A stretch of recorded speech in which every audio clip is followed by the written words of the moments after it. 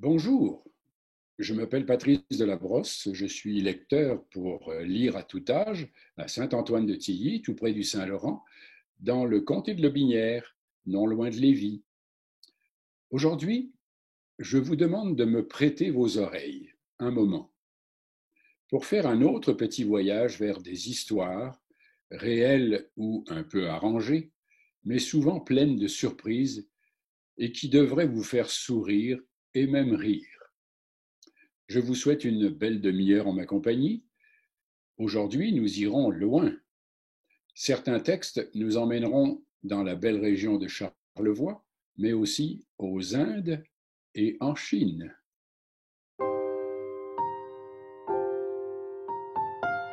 Voici le conte de la grand-mère qui inventa un mot nouveau et rare.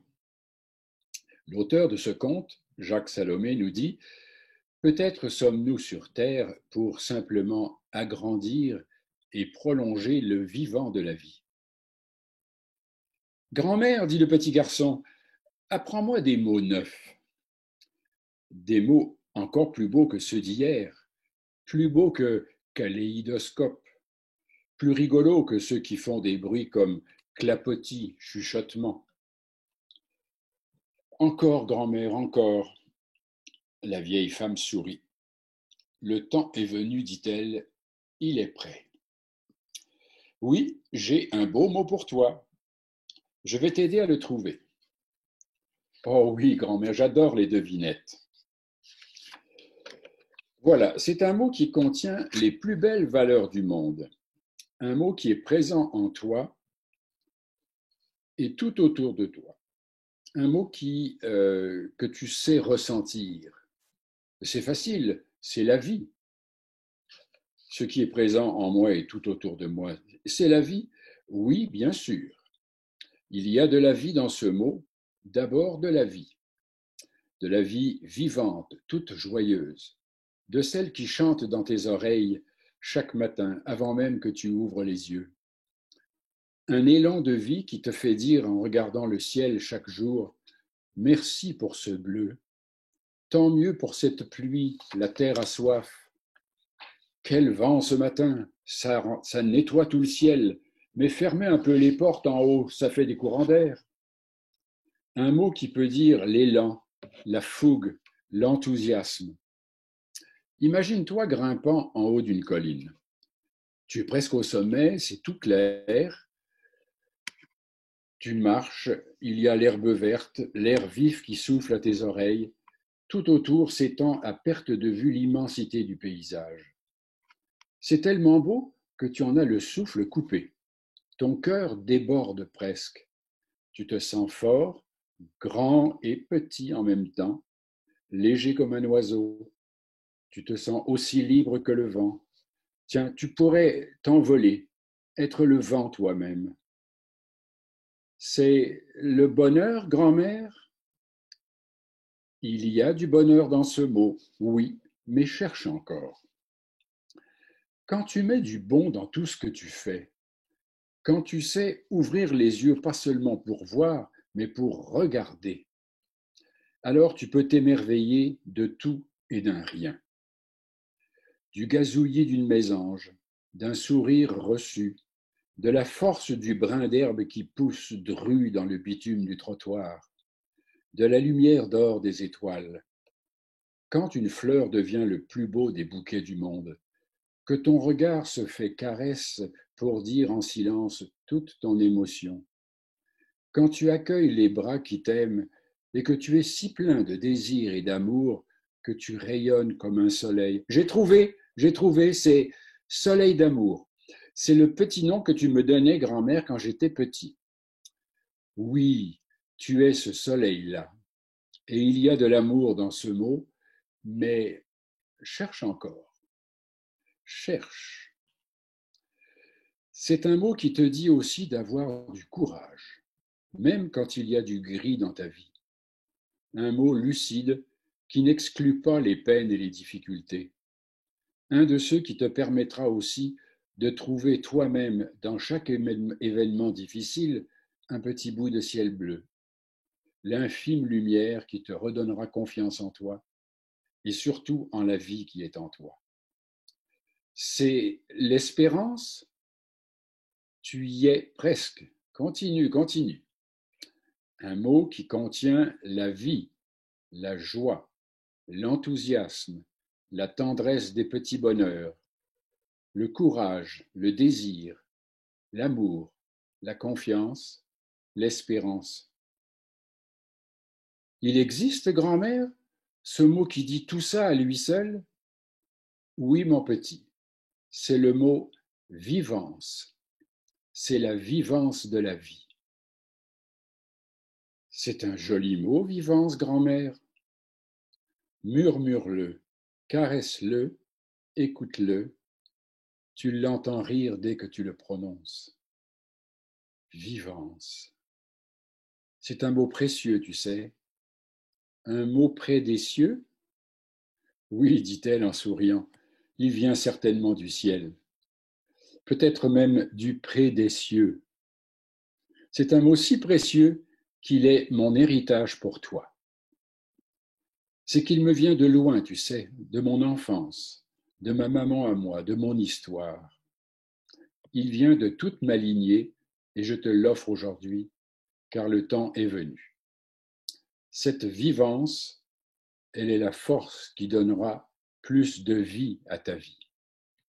Je la dépose en toi comme une graine pour qu'elle germe, qu'elle éclose, qu'elle resplendisse, qu'elle fructifie, afin qu'un jour, toi aussi, tu puisses à ton tour la transmettre à d'autres, à ceux que tu aimeras, que tu aideras, que tu accompagneras. Ouvre ta bouche, tire la langue, ferme les yeux, mon petit soleil d'amour, et hop, dit la grand-mère en riant. La graine de vivance est en toi. N'oublie pas, c'est pour toute ta vie. La vivance de la vie, c'est le plus beau cadeau que tu puisses faire à ta propre vie.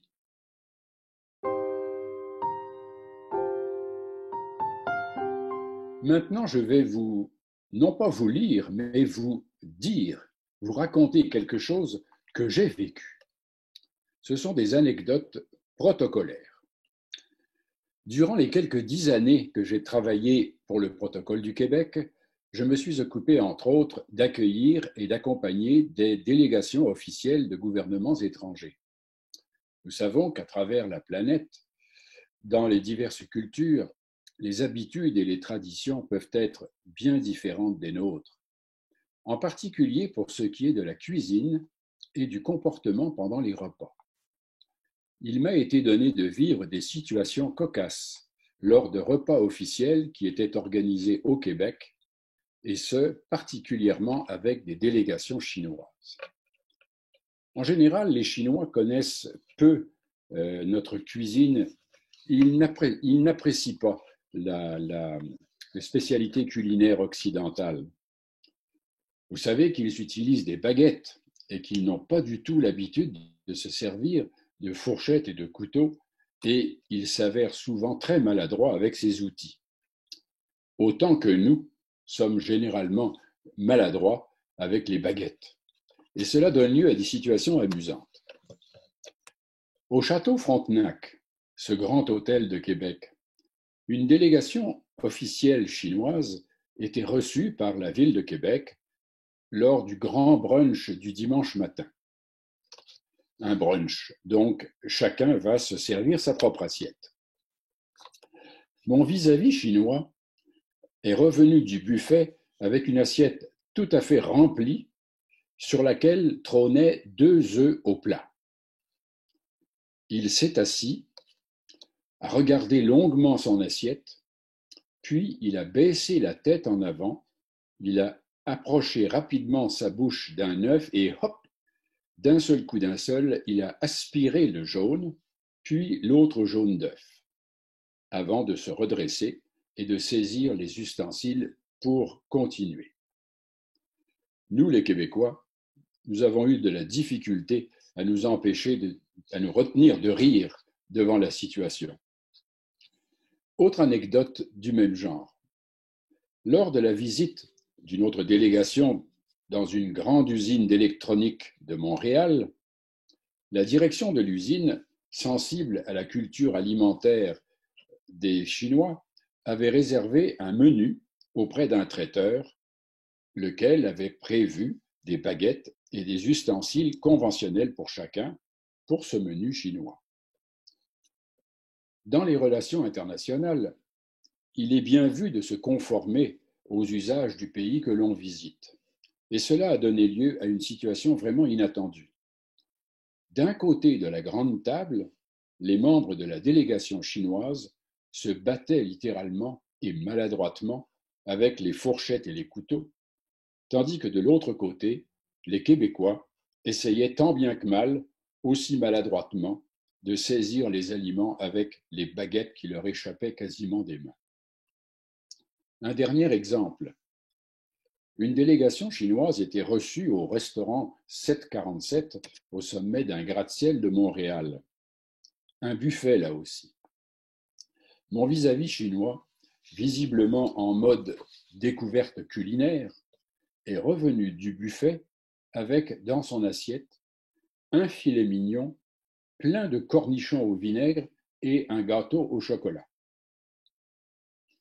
Dans ces circonstances-là, on doit faire preuve d'ouverture et surtout d'humilité, car si j'allais en Chine moi-même, je provoquerais sans doute autant de surprises chez mes hôtes.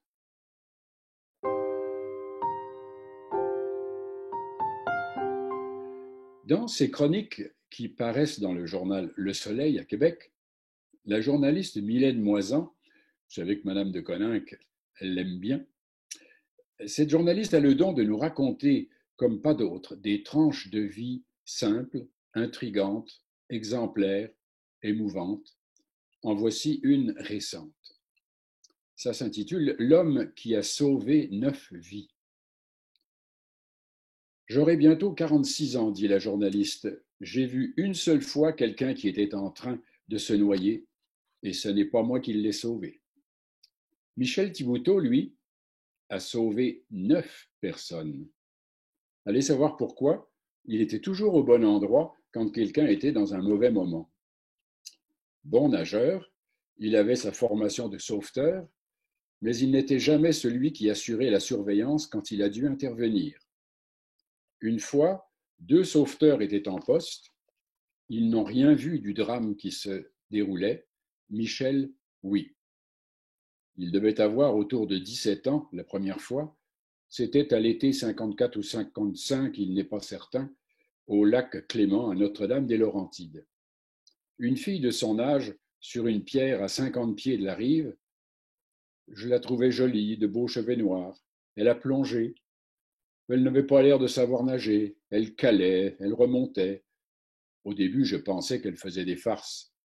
À l'époque, les gens faisaient des blagues. Ils allaient dans l'eau et ils criaient au secours. Elle ne blaguait pas. Michel a plongé d'un bond. Il a réussi à la sortir de l'eau en l'agrippant par ses beaux cheveux noirs. Sur la rive, elle tremblait de tout son corps.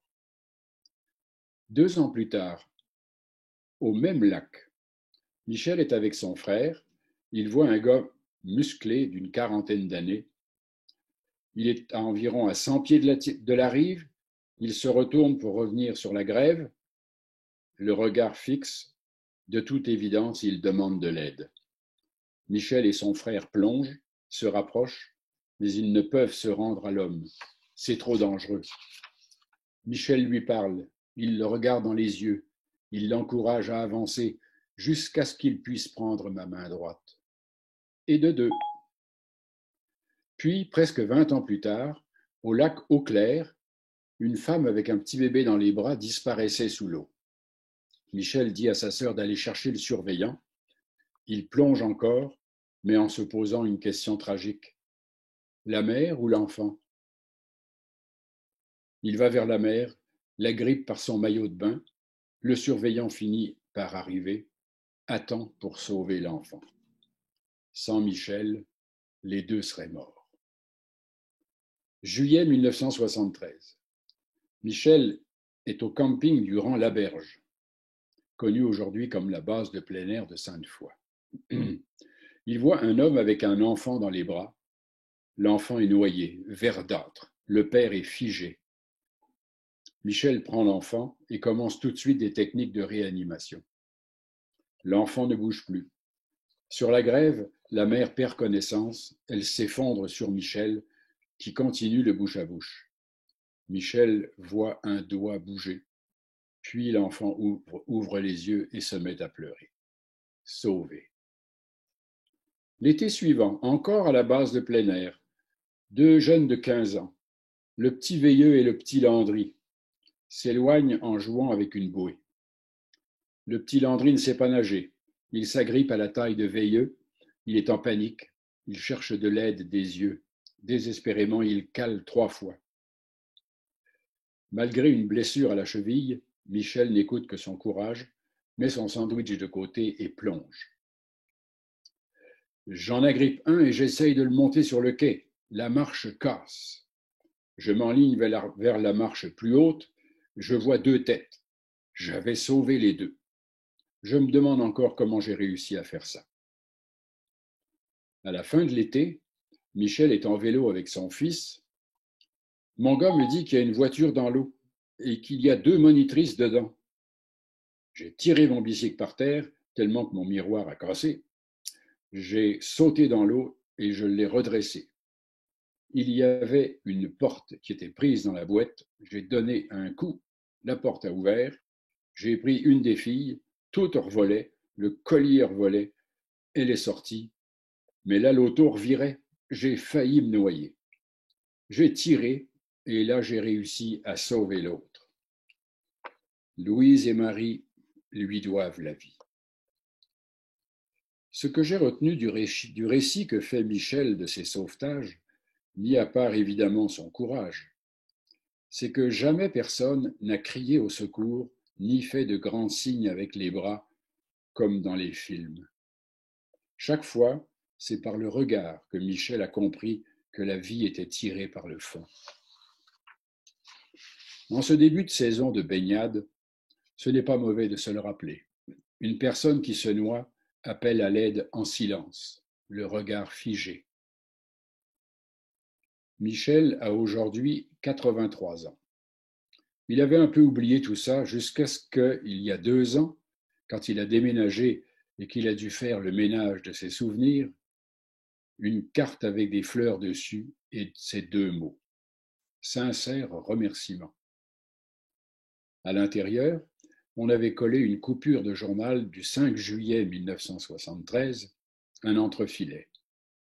Martin Auclair, 6 ans, avait été réanimé alors qu'il se baignait au camping du lac du Grand Laberge. Le petit Martin a signé la carte de son écriture d'enfant. 4 ou 5 ans après le sauvetage, Michel avait croisé la famille par hasard. La mère m'a reconnu. Elle m'a sauté dans les bras, le petit bonhomme aussi. Il est monté sur un escabeau. Il a pris une bouteille de vin avec une boucle rouge et une carte. Cette carte qu'il a retrouvée dans ses souvenirs. Ils m'ont dit qu'ils avaient essayé d'avoir mon nom au camping, mais qu'on ne leur avait pas donné, vu que j'étais pas le sauveteur officiel. C'est la même chose pour tous mes sauvetages.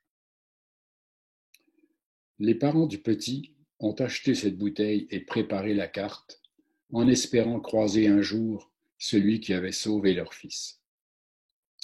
Ils ont pu le remercier.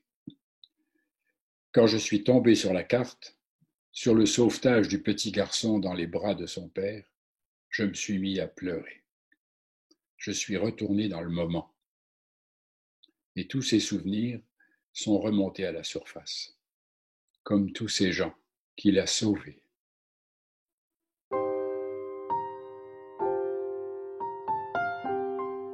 Vous vous rappelez peut-être que Madame Godelieve de Coninck, qui a lancé le mouvement Lire à tout âge, vous a fait il y a quelques semaines une lecture à partir de sa maison de campagne de La Malbaie, dans la région de Charlevoix. Eh bien, tout près de La Malbaie, dans la petite ville de Clermont, il existe une vieille maison, la maison Lapointe, qui fait l'objet de discussions entre la Fédération Histoire Québec, la ville de La Malbaie et le ministère de la Culture en vue de la protéger comme bien patrimonial, même si elle a subi récemment un incendie qui l'a partiellement endommagée. Je ne vous parlerai pas de ces discussions, mais plutôt d'un personnage très particulier qui a habité cette maison pendant quelques années, au tout début du XXe siècle. Il s'agit d'Alexis Lapointe, dit le Trotteur. Alexis le Trotteur a vécu de 1860 à 1924. Il fut le 8e enfant d'une famille de Lamalbais qui en compterait 14. Son grand-père maternel, Alexis Tremblay, dit Picoté, fut l'un de ceux qui ouvrirent la région du Saguenay à la colonisation. Élevé chrétiennement dans un milieu modeste, Alexis reçut une éducation probablement comparable à celle des autres fils de cultivateurs de son époque. Mais, naïf et d'intelligence médiocre, son instruction resta sommaire. Il ne sut donc vraisemblablement ni lire ni écrire, contrairement à ses parents. Il garderait toute sa vie durant un esprit enfantin, ce qui ne l'empêcherait pas de se montrer à l'occasion spirituel et malin. Alexis développa très tôt les prédispositions pour la course à pied dont la nature l'avait doté. Il améliora sa capacité de parcourir de grandes distances à un point tel qu'il atteignit des performances jusque-là insoupçonnées. Adulte, il était de taille moyenne, soit environ 5 pieds 7 pouces, et plutôt trapu. Sa forte cage thoracique, ses épaules larges, ses bras anormalement longs, ses cuisses musclées, ses genoux osseux et pointus, lui donnèrent une allure pour le moins athlétique. Lapointe était un homme à tout faire, et c'est ainsi qu'il gagna sa vie dans les régions de Charlevoix, du Saguenay et du lac Saint-Jean, principalement dans les moulins à scie, les chantiers de bûcherons et les fermes. À la mort de sa mère en 1890, il se rendit dans la vallée de la Matapédia, où le commerce du bois était florissant. Pendant les 10 années qu'il passa au sud du fleuve Saint-Laurent, il pénétra dans les terres pour se rendre jusque dans le Maine et le Vermont, où il travailla dans les chantiers. Vers 1900, il rentra à la Malbaie et il se découvrit un nouveau métier dans lequel il excella, celui de fabricant de fours à pain. Il l'exerçait surtout d'une façon bien spéciale. En effet, il mélangeait de la glaise et de l'eau avec ses pieds, en dansant et en piétinant dans l'auge, et on dit qu'il y ajoutait quelques potions magiques pour donner à l'âtre toute son âme. Ce métier le força à se déplacer d'un village à l'autre, et il ne demeura jamais plus d'une saison au même endroit.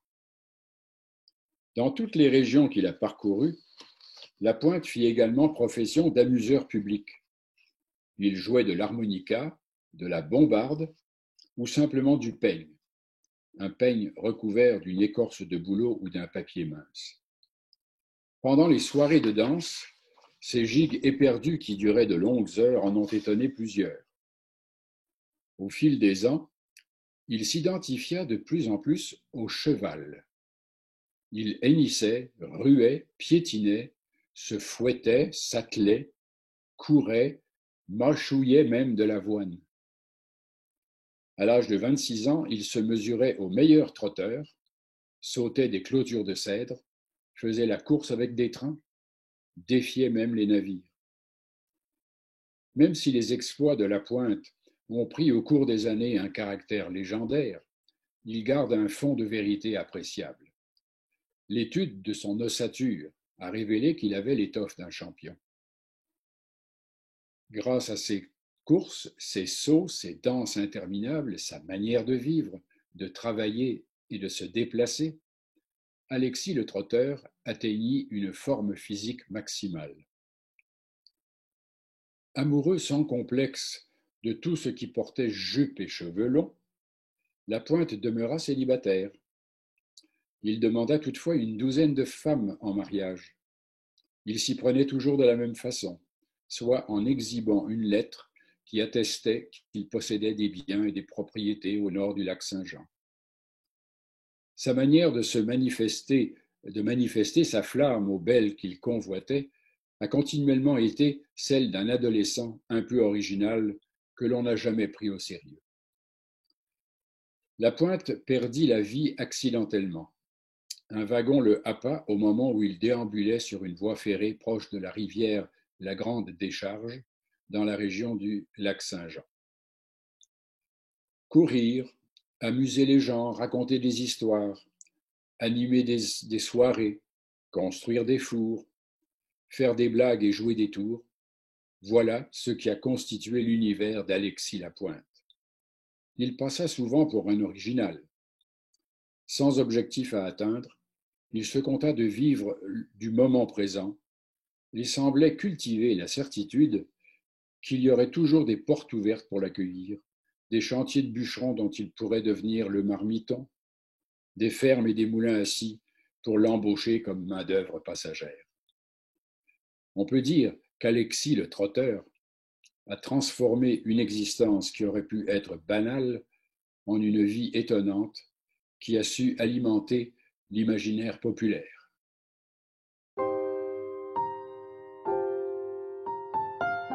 Pour terminer, je vous emmène dans la tête des enfants. La vérité sort de la bouche des enfants, dit-on. Ce n'est pas toujours vrai, vous l'avez déjà constaté. Cependant, les enfants ont parfois des réponses inattendues qui nous font réfléchir. Qu'est-ce que l'amour, selon des enfants? Des professionnels ont posé la question à des enfants de 4 à 7 ans. Qu'est-ce que l'amour? Et voici un échantillon des réponses. Quand quelqu'un nous aime, la manière de dire notre nom est différente. On sait que notre nom est en sécurité dans sa bouche. L'amour, c'est quand la fille se met du parfum et le garçon se met de la lotion à barbe et qu'ils sortent ensemble pour se sentir. L'amour, c'est quand maman fait du café pour papa et qu'elle y goûte avant de le donner à papa pour s'assurer que ça goûte bon. L'amour, c'est quand une vieille femme et un vieil homme sont encore amis, même quand ils se connaissent bien. Écoutez bien la dernière. L'amour, c'est ce qui est dans la maison à Noël, quand on arrête d'ouvrir les cadeaux et qu'on écoute. Alors voilà, je vous remercie de m'avoir écouté, je vous rends vos oreilles et je vous invite au rendez-vous de la semaine prochaine pour une autre séance de Lire à tout âge. Bonne journée, portez-vous bien.